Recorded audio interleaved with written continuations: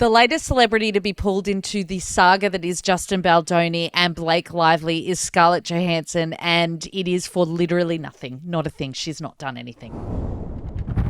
About 8 months ago, we talked about the Justin Baldoni, Blake Lively mess. It's a mess. It's a mess. Was that 8 months ago? It was about 8 months ago, according to the YouTube that I have in front of me right now that says posted 8 months ago on Wilko Courts. Wow, that was up. 8 months ago. It was 8 months ago. Holy shit. So you can go back and watch that if you want to. But we do have an update with the whole saga that is Blake Lively, Justin Baldoni. It ends with us. Colleen Hoover, schmozzle that was 2025. Right. Yes. So they had a terrible time on this film together. And then Blake, he was directing it. She was in it, or they were both in it. Blake then proceeded to, according to him, destroy him and destroy his career. And then he decided to sue. So they both sued each other. They sued each other. He for crazy amounts of money, like $400 million or something ridiculous. So ridiculous. And it's to the point where Taylor Swift gets brought up in these things. Yes. They actually get a hold of her text messages. So that's the recent update. So we did not touch on that at all. Right. Okay. So this insanity is all because these two people kind of didn't like each other at work. Yeah, pretty much. Which that's we all have a colleague we don't like, basically. I'm that colleague. I'm the colleague that nobody likes. Every show I've worked on with him, it's Wilko. They hate him. I don't know what it is. They hate me. It's just something about this guy. It's fine. It's fine. Well, they would say it's because I'm a terrible person, and that's okay. Everyone's entitled to their own opinion. And only one person's tried to kind of sue me. So good times.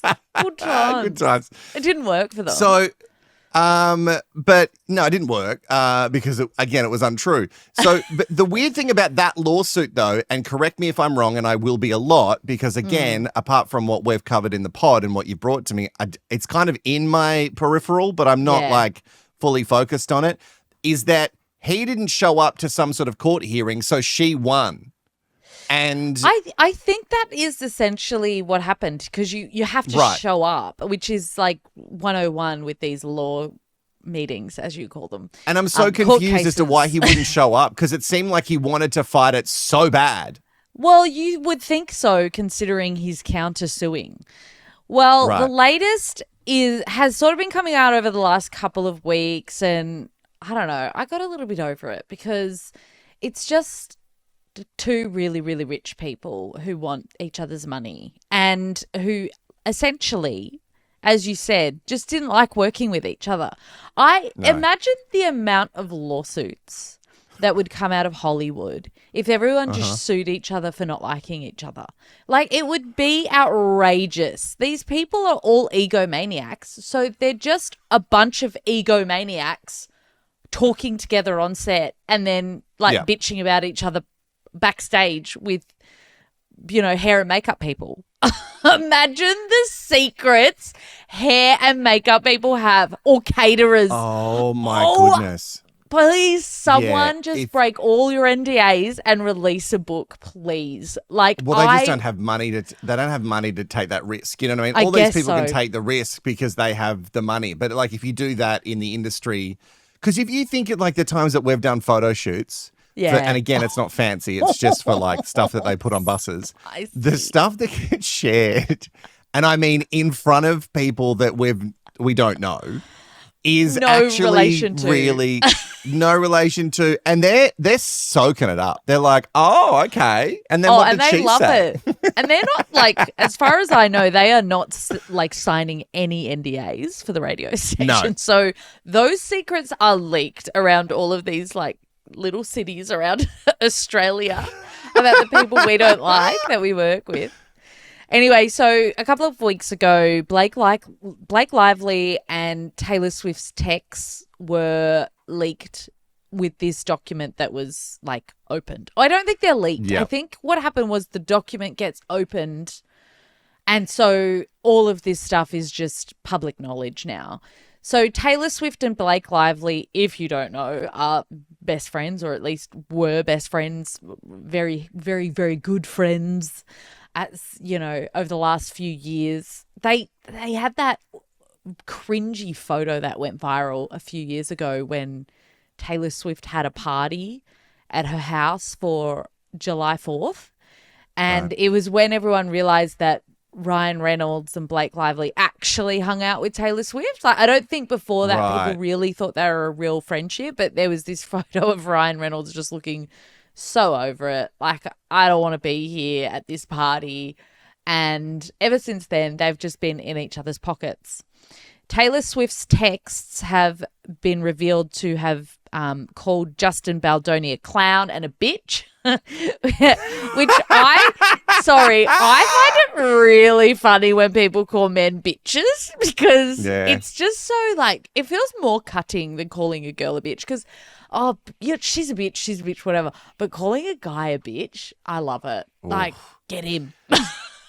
Also, in the grand scheme of things, if that's all that she said about him in the texts, maybe everything they say about Taylor is true. You know what I mean? Like, because let's say, oh God, I don't want to put this out in the universe, but I'm going to say it anyway. Let's say that there's a court case. It'll obviously be against me, but shock horror if it's against you. And they have to, they subpoena our text messages. Mate, this is where I wanted to go with this. We would be fucked. Like, there's no coming back from the text we've sent to each other. It'd be so funny, though. It'd be so funny. It would be so funny. Like, it'd be the last thing that we ever did. That would be it. There would be no more. This wouldn't exist anymore. All my other channels would go away.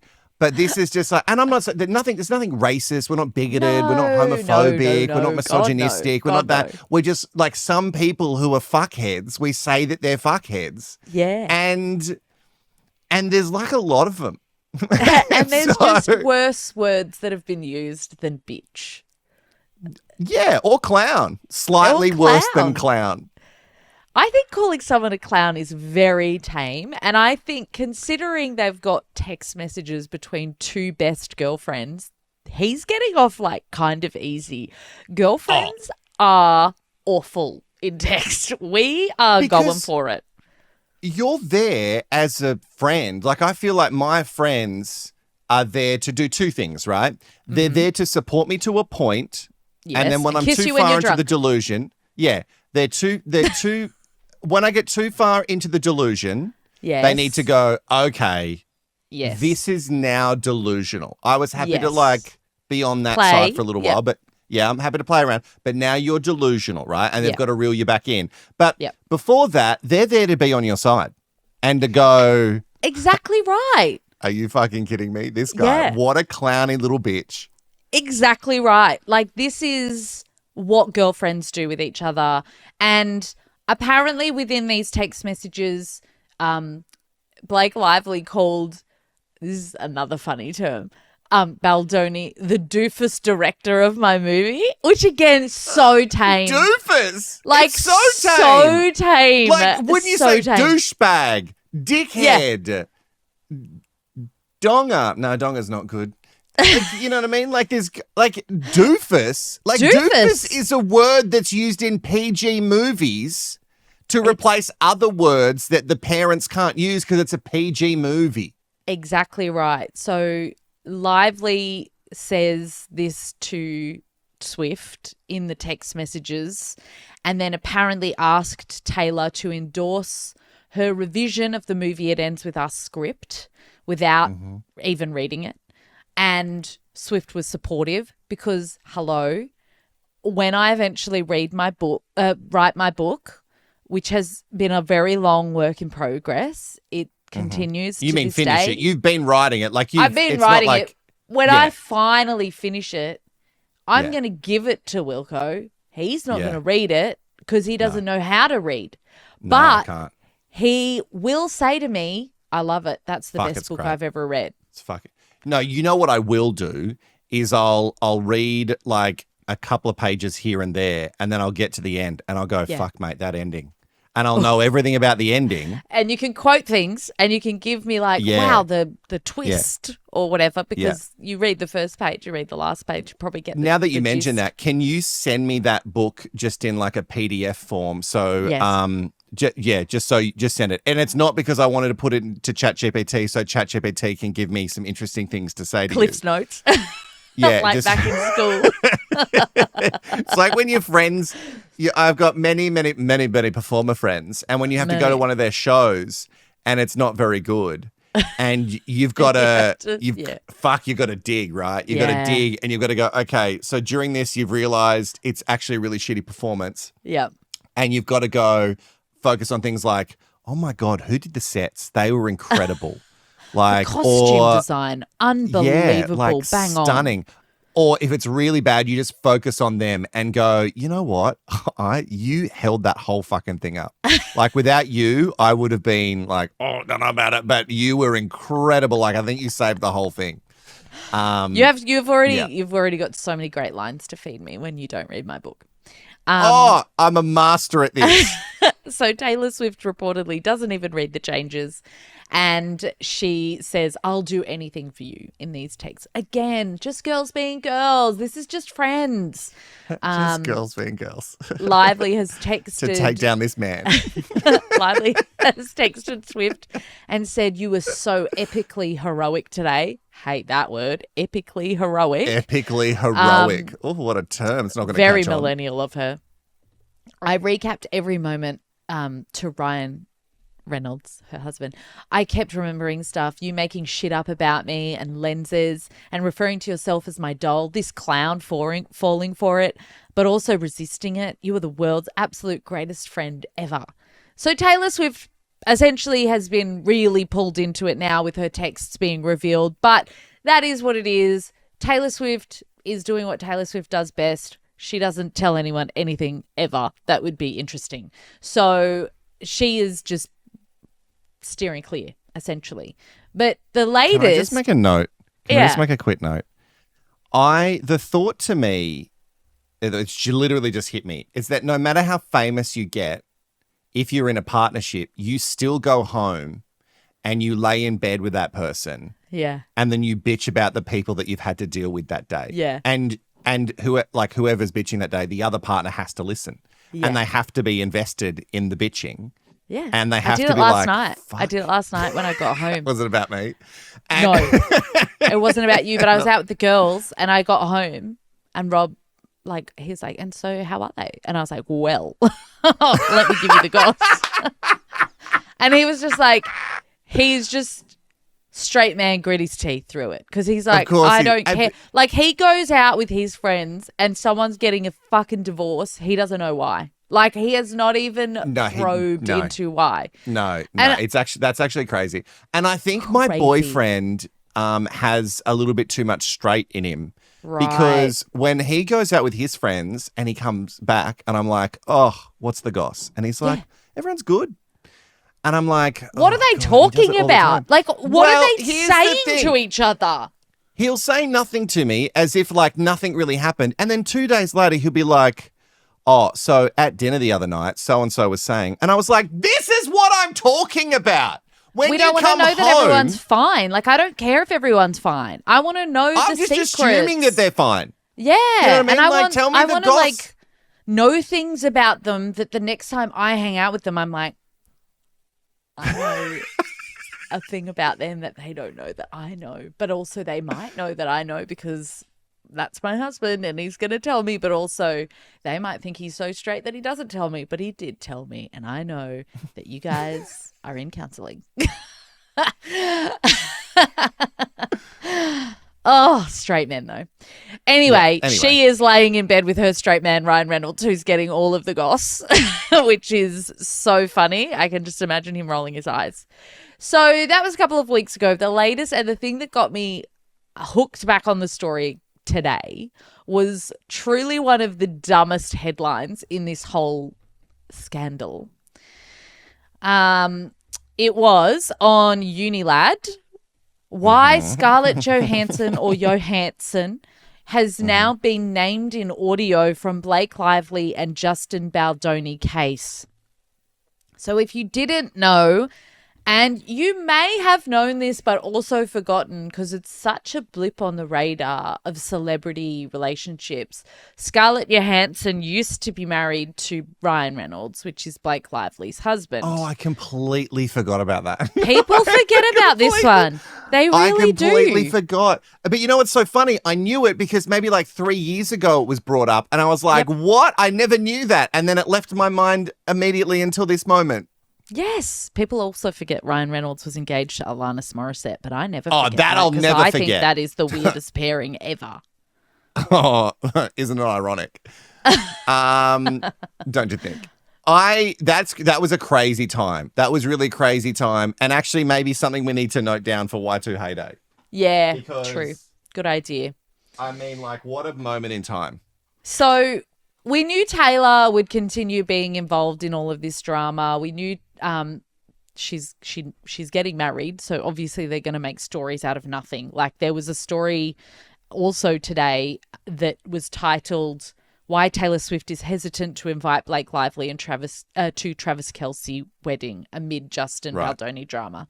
I don't think she cares. Like she is going to Swift. Invite her friend to her wedding. Like there's no chance she's leaving Blake Lively off the invite list. She could be one of the bridesmaids, for God's sake. Like it could be Blake Lively, Selena Gomez, and that Abigail girl with the red hair up there with her. Do you even understand that reference? Probably not. Taylor Swift. I know Selena Gomez. I know she's a person. Abigail is Taylor's best friend since she was in school.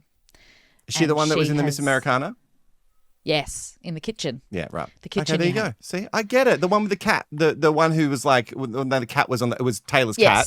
Okay, before you come for me. But she was there and the cat was there and they were in the kitchen, the heinous kitchen. And you know what? Money can't buy taste. I love that kitchen. Of course you do. You disgusting woman.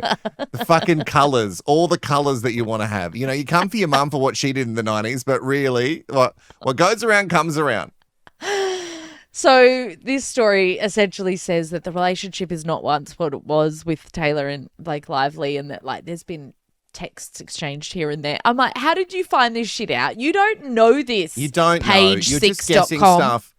And like you said, like she's very, with her friendships and stuff, she's very, like she keeps that shit to herself. She does. You see them out and about, but you're not seeing their texts or their phone calls or anything. No. And Blake would just be like staying at home at the moment. So yeah, there was that story about Taylor Swift that came out today, but this one about Scarlett is so funny. Like it's nothing. Like it is nothing. But the way that it has gone viral, and the way that all of these news agencies have just pounced on it, latched their teeth into it.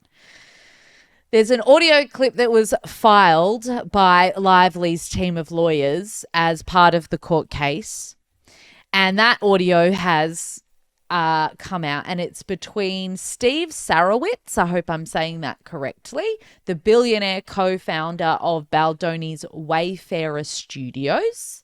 Yeah. And he can be heard raving about his experience working with Scarlett Johansson on her directorial debut, Eleanor the Great, which he has said was completely different from working with Lively. That's the story. That is the story. Like, it is... Look, it goes on to say that Sarowitz has said in the recording that he spoke about Lively after experiencing repeated negative interactions, including verbal abuse from Baldoni while working with him on the film 2024's Empire Waste.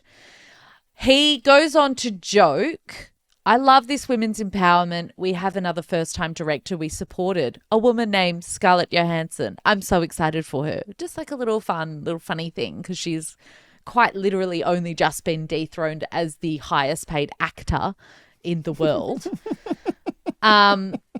So obviously it's all just a joke between friends. He goes, "We're trying to give her first big break. Maybe people will hear of her after this." Oh, lol. God, he's so funny, this guy. He's so funny. God. Again, money can't buy humor. So then he goes on to say, she was so cool, calm, collected and confident and nice. It's so interesting because you work with so many people. Almost everybody is nice. And then there's Blake. And she is totally different than anyone else. Not to say anything bad about her, but she is different, which is the way to say that she is bad without saying that she is bad. He added, I think for the most part, people see what we are doing. We see what we're doing and we're nice and they are nice back, even if they weren't perfectly nice. I just think some people forgot to learn how to be nice. So it's apparently a 40-minute conversation. Wow, that's a with long this chat. Other person that ended up saying he's no longer excited about the film's release and claimed it ends with us drama is simply drama. I'm done with it. Let the chips fall where they may. But I just love that there was this tiny interaction with people who were not on the movie and haven't been in the the flash photography of all of it, where they've simply made a joke about working with Scarlett versus Blake, and the headlines that can be made out of it are they will gobble this up, because it was like when they brought Jenny Slate into it when the texts were revealed, because Jenny Slate apparently also called him a clown and a false ally, which is a term that's been getting thrown around a lot because Justin's been he loves to tell people he's a feminist, which always makes me think you're not a feminist. It would have been so much easier for people to support, because there was so much stuff that was coming out about Blake and Ryan that I was like, oh, that makes sense to me.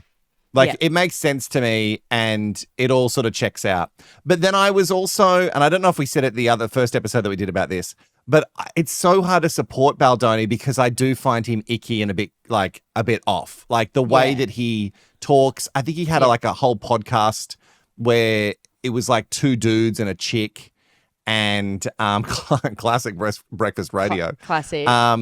And it was just, I don't know, it was all about, he's trying to empower women, but it was with men mostly. I don't know. There is something off about him.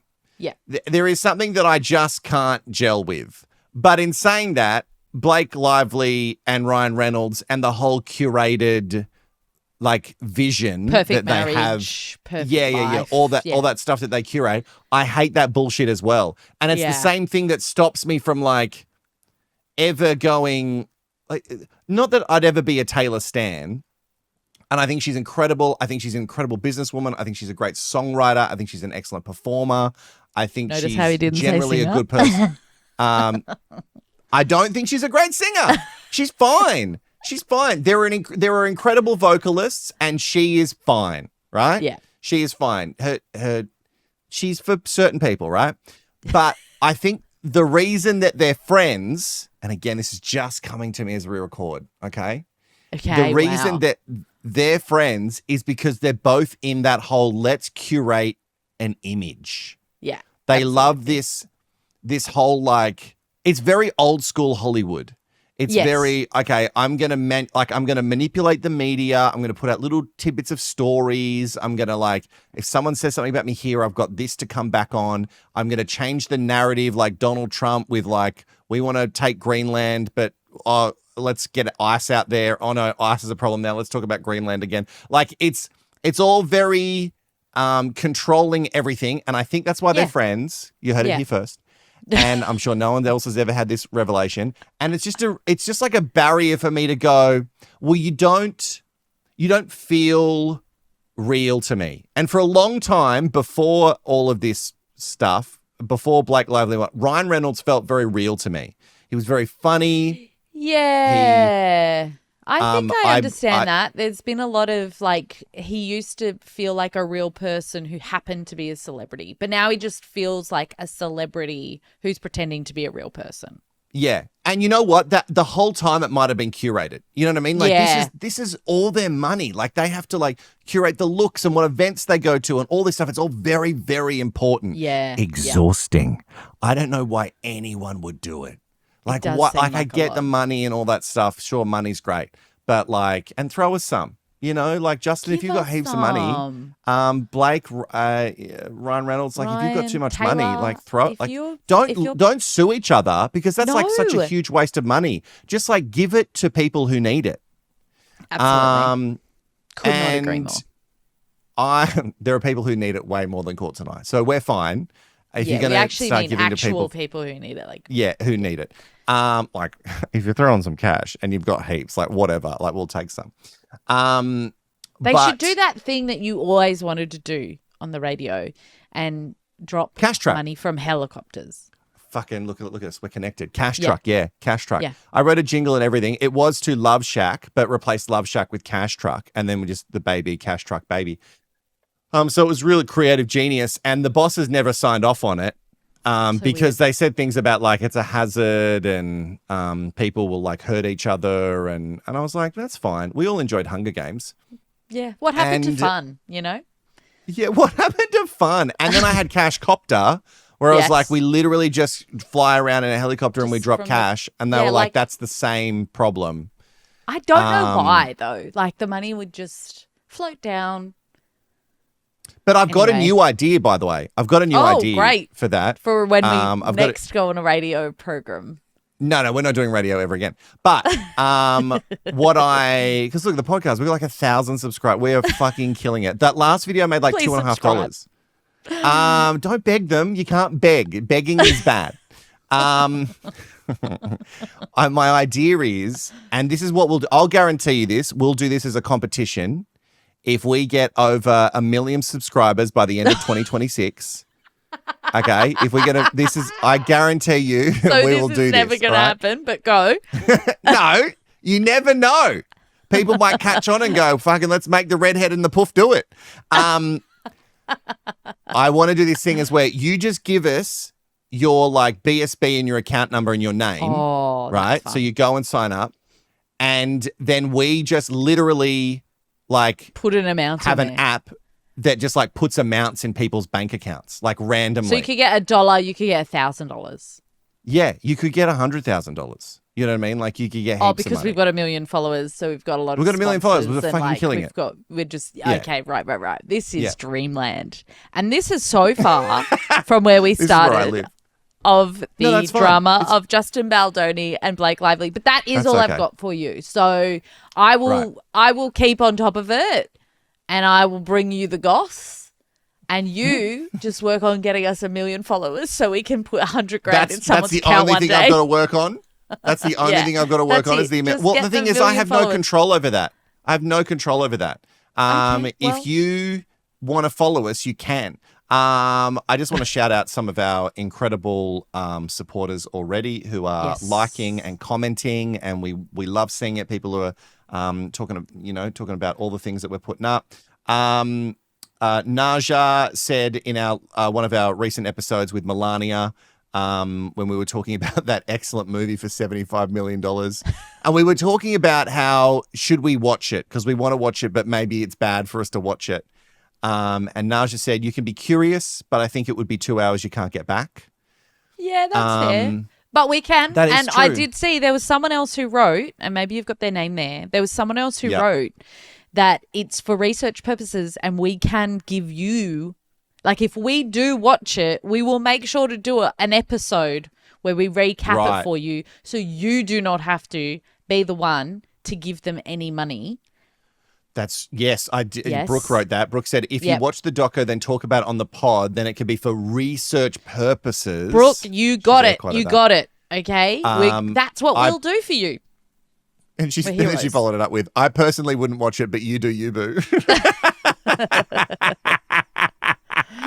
And then Linda in Austria said, I wouldn't support this crime family with a single cent or minute of my time. And I avoid Amazon as far as possible. I don't equate them with, please don't equate them with the Obamas. Did we equate them with the Obamas? I think we were saying that everything is propaganda. But I stick by that. Everything is propaganda. Like, we're not equating them. I'm just saying that propaganda is propaganda. But that's fair. That is fair that you don't want to give them any money. And we did say we don't really want to give them any money, but we are accidentally giving Amazon money anyway. So, again, like Brooke said, we will watch for research and then we will report back. Robinson Crusoe said 99% approval rating makes sense because maybe only 200 people in Australia went and they're all idiots that like Trump. Whoa, this is their words, not mine. I love you, Don Don. I'm guessing all the people who loathe them just won't go unless they're forced for work. I love you, Don Don. So I love you, Don Don. If I ever try to get into the US for whatever reason, I don't think I'd want to go while you're currently president. But I just want to have this to show the people. Yeah. Like, listen, on the pod, on my podcast, I said that it was I love Don Don. That's all I've ever said. That's all I've ever said. Okay. Make sure you comment, you like, subscribe. If you love more of this trashy reality zeitgeisty stuff that's happening, this is what we cover. We're going to make sure there's a bunch of links for you on the screen right now. And we will see you in the next episode. Bye-bye.